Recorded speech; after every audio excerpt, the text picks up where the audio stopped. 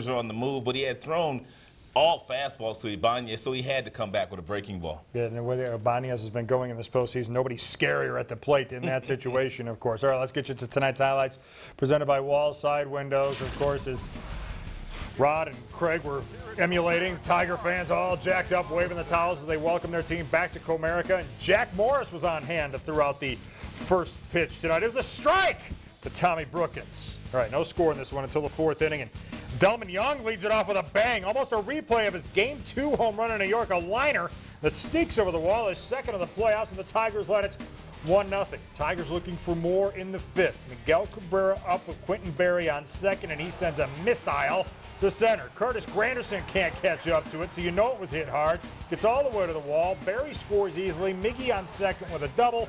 2-0 Tigers. Justin Verlander, what can you say about him? With one on in the seventh, he blows away the struggling Robinson Cano. And then he gets the hot-hitting Raul Ibanez to ground out to Prince Fielder. Nice play by Prince, and the Tigers take a 2-0 lead into the eighth.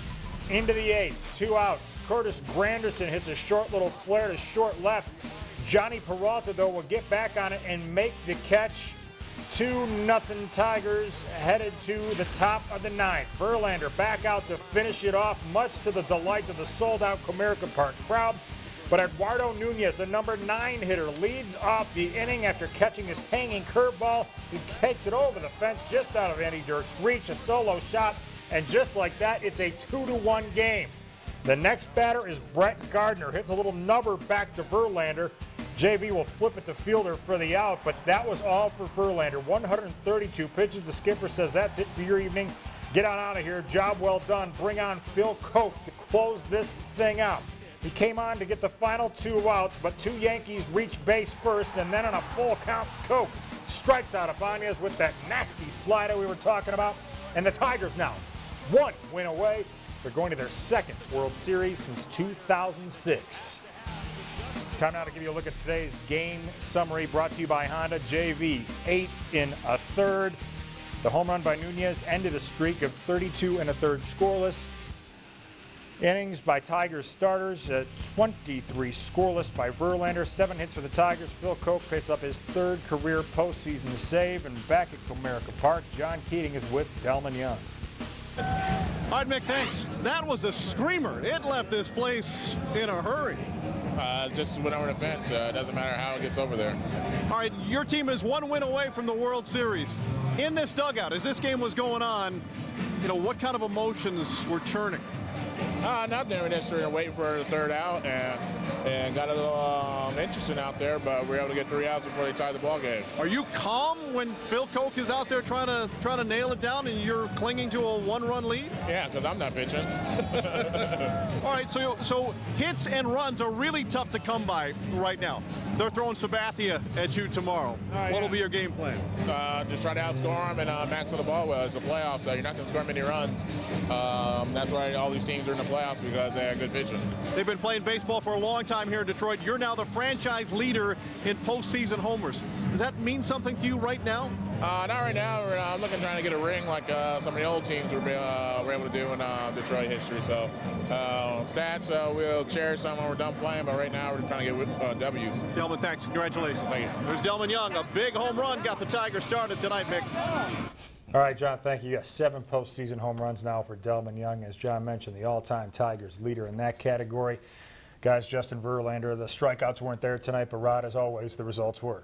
Well, Justin Verlander is one of those guys, and we well documented in the pregame show. He goes out there, he has 4 above-average pitches. He really didn't use his slider all that much today, but the other 3 pitches, he gave a heavy dose to the New York Yankees in the series. Take a look at Justin Verlander. Here's the fastball, the changeup, the curveball. But what the Yankees are seeing is the same arm slot on every single pitch. Then he gets to the fastball gets up to 100 miles an hour, and when he's spotting it, no one can catch up to it. And then he has that legitimate swing and miss changeup that fades down and away from the left-handed batters. They can't pick it up, they can't see it, they can't hit it. And his peers, his players, they voted that he had the best curveball in the major leagues for a right-handed batter, and in the postseason he has had an outstanding breaking ball Justin Verlander is simply one of those guys, and he kind of flipped the script in tonight's game. He threw about 65% fastballs. Justin Verlander is usually right around 45 to 48% fastballs, the rest breaking balls, so he changed a little bit in today's game. Oh, he threw that knee buckler, that breaking ball that makes a Christian out of anybody. When he's doing what he's doing, I mean, he is unbelievable. Guys, we talk about how great he is. He's throwing 100 miles per hour. He's spotting it, and he's just one of those guys that rises to the occasion, and you got to love having this guy in a Detroit Tiger uniform. Speaking of rising to the occasion, how about Delmon Young? He continues to come up with a big home run in the postseason. It just seems like he's one of those guys that just loves the playoff. He loves the big moments as well, and those are special kind of guys when guys enjoy being in the moment when it's time to go. And Delmon is one of those guys. He has continued to come up big. We saw it last year, and we're getting a chance to see it again this year firsthand. You know what Delmon benefits from is when he's gone up against the Yankees, he's been with the Minnesota Twins, and now he's also been with the Tigers. And when he was with the Minnesota Twins, of course, they had Mauer and Morneau to deal with. Last couple of years in the postseason, he hit ahead of Cabrera last year. This year, hitting behind Fielder. So he's getting a lot of really good pitches to hit, and he has just stepped up big in the postseason last few years. Yeah, Miguel Cabrera, of course, drives in the Tigers' other run tonight, sets an MLB record with a hit in his 16th straight LCS game, and has now reached base safely in 19 straight playoff games, passing Hank Greenberg for the Tigers' all-time record. I mean, you know, the list goes on and on with him. Well, he's one of those guys that's really an unselfish player. And what I mean by that, Cabrera, there was an at-bat in this game where Barry had already gotten on in the air. Barry had stolen a base. So you have a guy on second, and there's nobody out. And Cabrera did everything within his power to hit something the opposite way, which he was successful in doing, and he doubled over the head of Curtis Granderson. But this guy is simply the best hitter on the planet. I've never seen anybody that's that big, that strong, that physical, that's never off balance. Never off balance, never over swings. He's a guy that stays inside the ball as well as anybody as a right-hand hitter can do. This is why he's the Triple Crown winner, is because he stays inside. He drives the ball to the big part of the field. And when I talk about drive, we're saying home runs. He takes what the pitchers give him when they're throwing those nasty sliders down the way. He'll take that base hit the other way, and that's what makes Miguel Cabrera a really good hitter. Tigers taking what the Yankees are giving them so far, and that's a 3-0 series lead with one more to go to reach the World Series. Plenty more with Rod and Craig still to come. Mario and Pemba will join us shortly from the ballpark as well. But up next, we'll bring you post-game reaction from the field and the clubhouse. Delmon Young helping push the Tigers to that 3-0 series lead. We've already heard from him, JV and Jim coming up as well when we come back. Nail biter following Game 3 of the American League Championship Series. The Tigers have now won 7 straight games at home dating back to the regular season, but this one gets them 1 win away from advancing to the World Series. And after the handshakes on the field, Austin Jackson stopped by to talk with John Keating. You're 1 win away from the World Series. Put that in perspective for me. You know, we got to keep playing. You know, it's still a battle ahead of us, and you know, they got a real good pitcher going tomorrow, and we got to take that into perspective, and you know, we got to go out and battle them and try to get that win.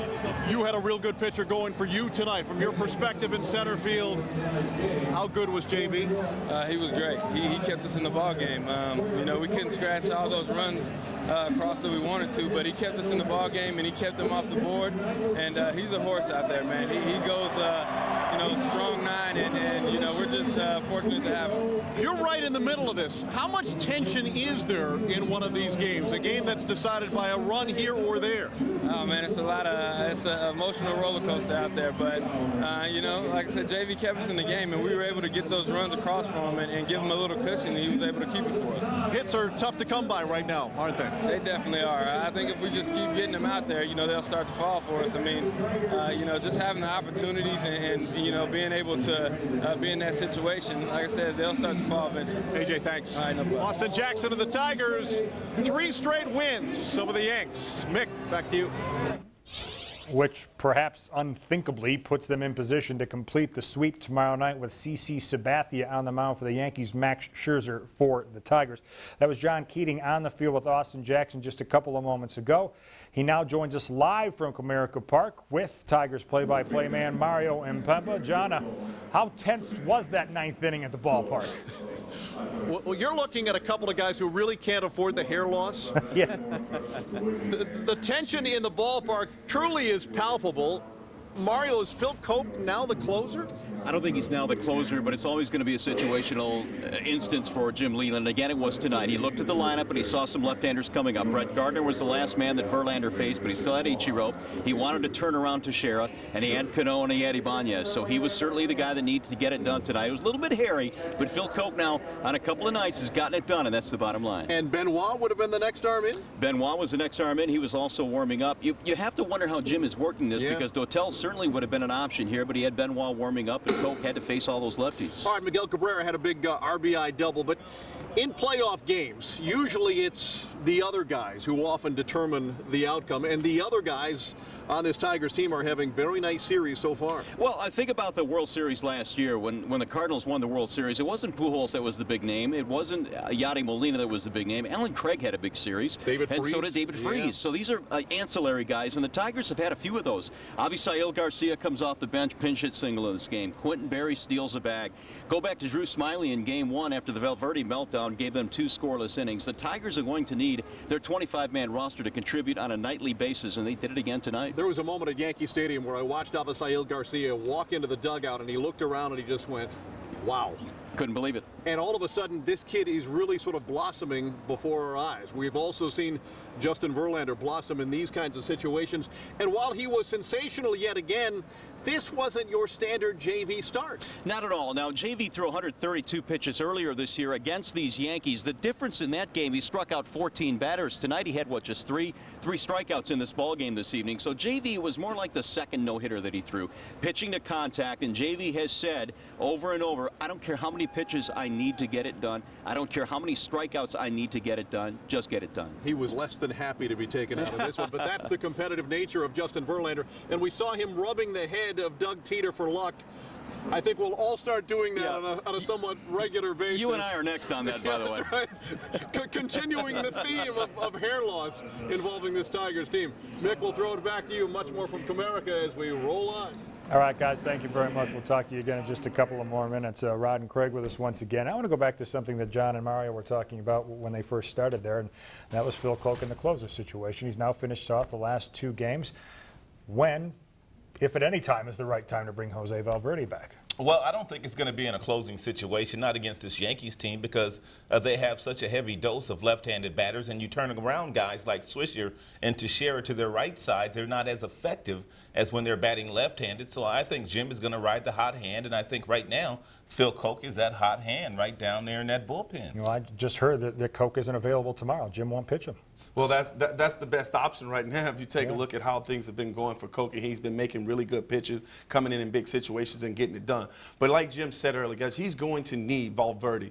Obviously, right now, I know nobody wants to see him in the game. But at the end of this, they're going to need this guy. So some kind of way in the bullpen on the side, he has got to get himself back to form so he can go out and help this team win that World Series. And if he's already said that he's not going to use Phil Koch in tomorrow's game, that means it might be Dotel.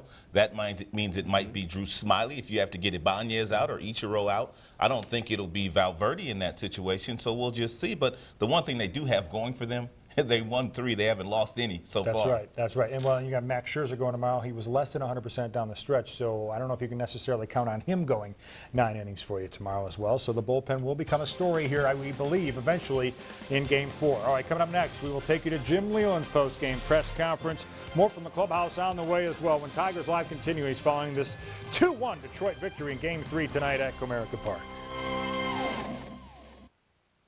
Game 3 was play hard and don't say anything stupid.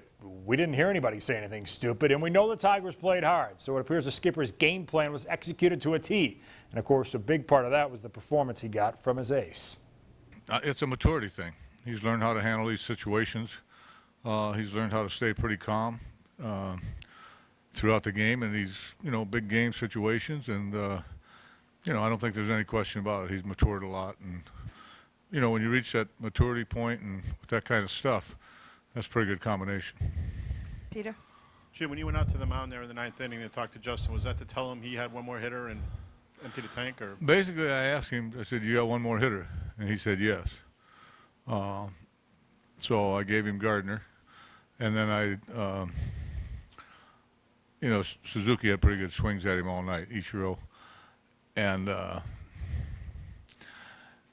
normally, I guess you don't take Secretariat out in the final furlong, but that was pretty much it for him. I was not going to let him face Ishiro.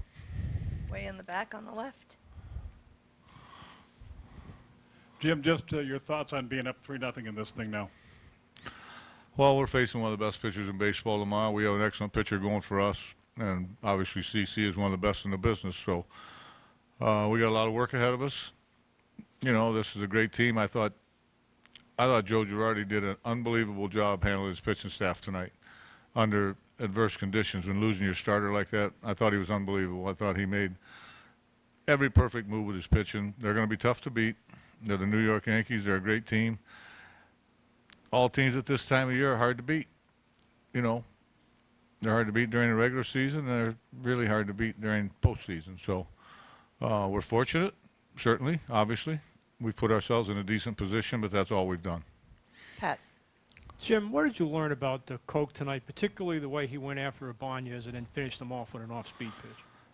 Well, I was really glad he threw the breaking ball because, you know, he got in a count where it was probably a fastball count. But a lot of times 3-2, guys are gearing up. They stay on the fastball. Sometimes you can – it may have been the best curveball he's thrown all year. So we were very fortunate, and he did a terrific job. Right down here. He'll be off tomorrow. Right down here. Jim, coming into the season, the defense was kind of seen as a question mark, but they had a really strong night tonight and a busy night tonight. Would you talk a little bit about their development? Well, Lynn mentioned this in the pregame post conference. I mean, we're playing pretty good. We're playing pretty good in all areas of the game right now. I'd like to get a few more runs, take a little pressure off, but you don't get a lot of runs in postseason play because you're facing an excellent pitcher every day out. So we're playing pretty good right now, but we still, believe me, we have a long way to go. We'll take 2 more questions if there's any. Right up next, we will hear from Justin Verlander. The Tigers ace does it again tonight. He has pitched the Tigers to the brink of reaching the World Series. His post-game press conference when we return to the Coliseum studio. Verlander is now 9-0 in his last 11 starts at Comerica Park, and he avenges his last home loss on June 3rd to the Yankees, by the way, beating them tonight in Game 3. He adds to his franchise record with his 5th postseason win, and he's at the podium now for tonight's Bell Tire player interview. Well, really, my approach was to get ahead and be aggressive and not let anybody score. You know, that approach kind of went out the window there in the 4th. I kind of fell out of rhythm a little bit and started falling behind guys.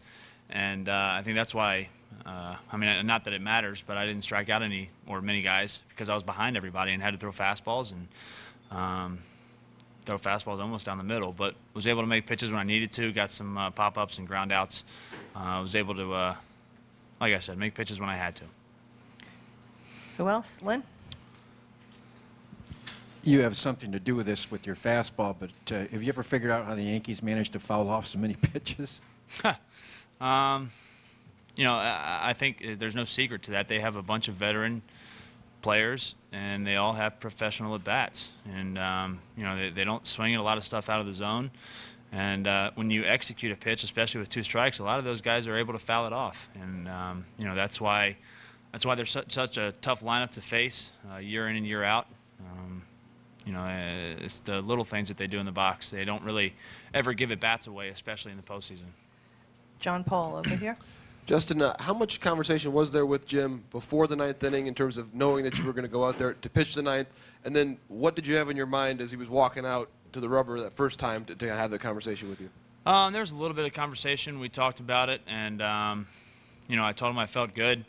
But you know, I think we both understood that if there was trouble with 130 pitches or so, you know, I'd have to come out of the game. And just so happens Nunez put up, you know, one of the best at-bats given the situation I've ever seen, especially with me on the mound. And then he comes out there, and I was hoping he wasn't going to take me out, you know, and he comes out there and asks if I can get one more out for him, and I said absolutely. And so I knew after I got Gardner out that was the end of the game, so it wasn't like I was disappointed to see him come out a second time because I knew he was coming out after that. Peter. Justin, when you get the lineup before the game, how surprised were you not to see A-Rod and Swisher in there for the Yankees? You know, to be honest with you, I don't really worry about the names on the back. You know, not that the Yankees have that. But, you know, I focus on who's in the lineup that given day. You know, I've seen a lot of teams shuffle around a lot of lineups when I'm out there, so it doesn't really faze me one way or the other if those guys are in there or not. I just need to come up with a game plan to face the certain guys I'm going to face. So I can't say I was surprised, but you know, that's Girardi's decision, not mine. Way in the back on the right. Justin, it looked like you couldn't sit still after you came out of the game. Just what was it like being in the dugout, watching that, and just how important has it been to see Phil step up the way he has this postseason? Yeah, you know, well, the reason you saw me not being able to sit still is because that's out of my norm. Usually when I'm out of the game like that, I head up to the locker room and go through my normal routine. But obviously wanted to stay for the last out there. Made it a little nerve-wracking. So I sprinted up to the locker room and went through my routine as fast as I possibly could. Obviously, I'm superstitious a little bit. So I watched the last out from up top on the TV. Lynn? No hesitation in throwing Nunez the... They've 112 games in Dotel. They've got some options down there, so it's good to get Coke a day off, give Coke a day off, and let some of these other guys pick up the slack. You didn't mention Valverde.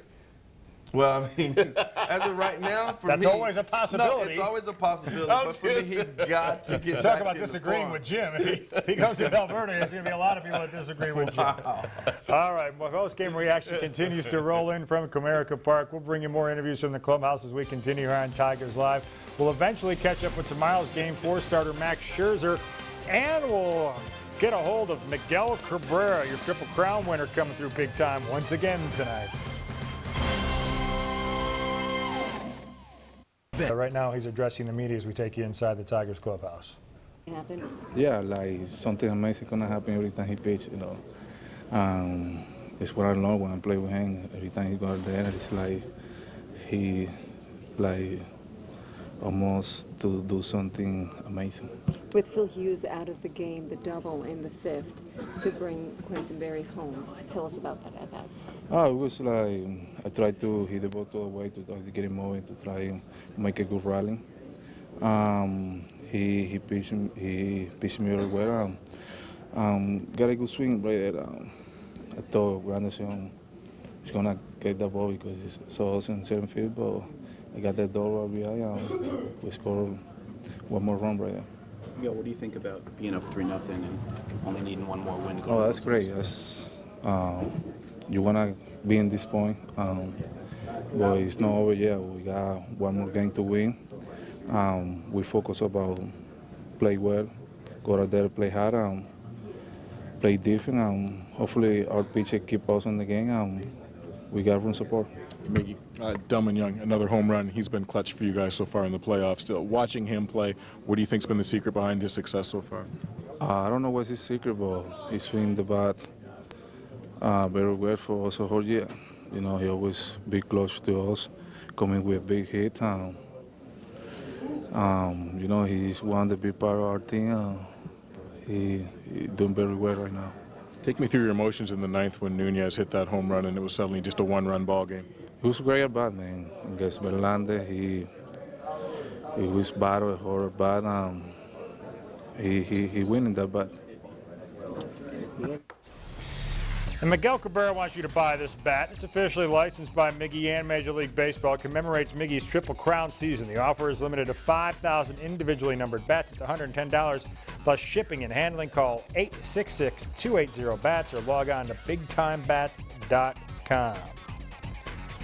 Well, that winning run that Miggy drove in tonight was scored by Quentin Berry. He was also wreaking havoc on the base pass, doing what he does. We'll hear from Quentin, talk about his contributions in these playoffs so far when we continue on Tigers Live. Line drive, deep left field. This one is way back, and this one is gone. Delman Young does it again. Yeah, and that was the scene at O'Toole's in Royal Oak after Delman Young's fourth inning home run tonight. A fine establishment and fine establishments all over the Metro Detroit area with big crowds on hand to watch the Tigers take a 3-0 series lead over the Yankees in the American League Championship Series. 2-1 the final tonight as we welcome you back inside the Coliseum studio. Mickey York, Rod Allen, and Craig Monroe. And one of the guys that continues to make things happen, Quentin Berry, had a hit tonight, stole a base, scored a run. Every time he gets in a game, he seems to make something happen. He's been doing this, Mick, ever since he came up from the minor leagues. So when Austin Jackson went down, he has been causing havoc and making it very difficult on pitchers. This guy here is 21 for 21 in the regular season, and he got his stuff started today again, getting on base. He's not just a base stealer, though. He gets on the base pass. He has a short little swing. He stays through the middle, as you see right there. Then he goes the other way, which he loves to do. Rod, I think he got robbed there. There's a base hit for me, but watch the jump here. He's a smart base runner. He gets a really good lead there. And if you watch the front foot, Quentin Berry is already ready to go, and he's off and racing with those first 3 steps, and he makes it look easy, getting himself into scoring position. And that's why I believe when Quentin Berry's in the game, when him and Austin Jackson at the top of that lineup, they are causing havoc, and that is why they play their best baseball when he's in the game, Rod. I thought that was a great piece of video that you did right there, talking about the fact that when you do get that pitcher in a situation where he gets that front foot up, you take off immediately, and that's exactly what Q does. Russell Martin never had a chance after that jump that Quentin Berry got. Quentin Berry addressing the media now as we take you inside the Tigers clubhouse. You know, Berry, he's going to keep the score low. You know, you always got a chance if you get ahead early that he's going to keep it that way. But, you know, you like to kind of take the stress off him, try to take the monkey off his back a little bit and try to get a couple runs for him. But, you know, we didn't do that today, but he was able to hold it down for us. You talked about taking advantage of mistakes. Is that what you did in this game, take advantage of the error? Yeah, I mean, we got on base, a couple times on some things that weren't the best hits or anything like that. But, that's what we do and try to keep moving and put guys in scoring position. Hopefully we'll score these guys that are on base tomorrow or the next day, whatever. What's the chatter like in the ninth in the dugout there? Everybody's behind, Phil. Everybody's behind Phil. He knows he has great stuff. He's been throwing the ball for us, really well lately. And like I've been saying, man, that's a great last pitch he threw to Ibanez with the way he's been swinging the bat, man. We're happy he has confidence in that pitch, and I'm glad he made that pitch. Can you believe this ride you're on, man? You weren't even on this team a couple of months ago, and now you're 1 win away from the World Series. It's unbelievable, man. If anybody would have told me I'd be in here, man, I'd tell you crazy. But it's amazing, man. I've been taking in every minute of it I can and just trying to enjoy the ride, man. Just keep doing whatever I can to help this team. When you guys are up 3-0 with the games, every game has been so tight. Yeah. Is there how much you want to close out and not give these guys any momentum or chance to it's the Yankees, man. It's the Yankees. They got a great ball club. They got, they have that high payroll for a reason. They got some of the best players in the game. And, we got them down right now. We got to try to stick it to them and just keep it pushing. So that's what we're going to try to do because, they're not going to lay down. They're going to try to extend the series. So we got to try to do our job and get it done quick. Quentin, take me through intros and the opening here tonight when the fans and everything and the emotion in the building. Can you just talk about what that felt like tonight? It's special, man. It's special, man. These fans have been great all year, and they're even better during the postseason, man. They're loud and electric. So it's a great feeling to run out there and, hearing the fans cheer and, back behind us all the way. And it doesn't matter how cold or hot it is, they're always here. You get the sense the boost that you give, not just this team, but this fan base, what you do and the different element you bring to the lineup? I just try to, add a little something to the team, try to be a spark if I can, get on base, get moving, and do those kind of things to help the team. That's pretty much it. And the fans have, welcomed me ever since I got here. They've been great for me, and, I think they like the way I play, and I just continue to try to play that way, play hard every minute. Can you talk a little bit about your at-bat? All right, up next, we're looking ahead to Game 4, and we'll hear from tomorrow's starter, Max Scherzer, and then we'll send you off to night-night with a stirring final take. Stay tuned. At 7:30 with a pregame edition of Tigers Live, and after the final out, we'll have a 1-hour postgame edition of Tigers Live. Your home for Tigers baseball remains Fox Sports Detroit, even into the playoffs. Max Scherzer, of course, gets the ball tomorrow, and he's with Trevor Thompson in the clubhouse. Well, Max Scherzer will get the ball in Game 4 and try to close out the Yankees. You know it won't be easy. Tell me about your mindset tonight. Will you sleep easy, or what will you do to get yourself some rest tonight? Going in tomorrow, I realize it's not going to be easy. That's a great lineup. They're going to come out and attacking. They know they got CC going, so it's going to be a really good challenge for me. Have you been able to pick up anything the first 3 games against these guys that you might be able to use tomorrow? Not that you're going to give us all your secrets or anything, but have you picked up anything that you can use? You know, for me, it's staying within myself and pitching my best game. You know, I know where my off-speed pitches are at, and I know I got to execute them. You know, and bring my A game if I want to win tomorrow. You know, given that, hopefully I can go out there and give the team a chance to win. This rotation and the pen, too, they've been lights out so far this playoffs. What do you think has been the reason for that? What have you seen that's made you guys so tough to hit? Really, we're executing all of our pitches. Every single one of us in this clubhouse, we're executing our fastballs, locating to both sides, and our off-speed pitches are as good as they've ever been. And that speaks for everybody here and part of the staff. So, like I said, hopefully, you know, tomorrow is no different. What impressed you most? All right, we'll get into Max in just a moment, but of course, one last hurdle for the Tigers to clear in this series, and it's a big one in CC Sabathia, Rod. No doubt about that. Since CC Sabathia came to the major leagues, he has been the best left-hander in the game of baseball. We watched Justin Verlander today. He's the top right-hander, but CC also has kind of transformed himself. He's gone from a guy that used to sit around 95, 96 to a guy that loves his breaking balls and his change-ups now, and he keeps Tigers off balance. He has pitched some really good games against the Tigers lately. Earlier in his career, when he was wearing the Cleveland Indians uniform, he tried to overpower hitters like Monroe and Sheffield and Marcus Timms, and they used to beat up on him pretty bad. But lately, he's been a really good CC Sabathia, and the reason for that is he has really started to throw a lot of off-speed pitches. Max's worst start of the regular season came against the Yankees back in April, but he's 3-0 against New York going back to last year, including an appearance in the playoffs with just a 3.10 ERA. Clearly, this is the biggest start of his year. Oh, the Yankees are seeing a different Max Scherzer, by the way. This guy's in the second half has been outstanding. He has been locating his pitches. He throws this fastball, Mick, that it is electrifying. It jumps out of his hand. It gets up on hitters extremely fast, and then it just opens up everything for him. It opens up his slider, his really good changeup, and his ball just moves. And when he's doing that and he's hitting his location, they're going to have a tough task. But they also have their work cut out of him because CC, he's a gamer. He likes these moments. So hopefully Max will go out and be Max of this second half. It'd be nice to get this thing over with in Yes. 4. That's for sure. That'll do it for tonight's edition of Tigers Live. We'll see you right back here in the Coliseum studio for Game 4 coverage beginning tomorrow night at 7:30. Once again, the final from Game 3, the Tigers 2, the Yankees 1. We'll leave you with the best of tonight's game in the final take. For Rod Allen, Craig Monroe, I'm Mickey York. Thanks for watching. Good night, kids.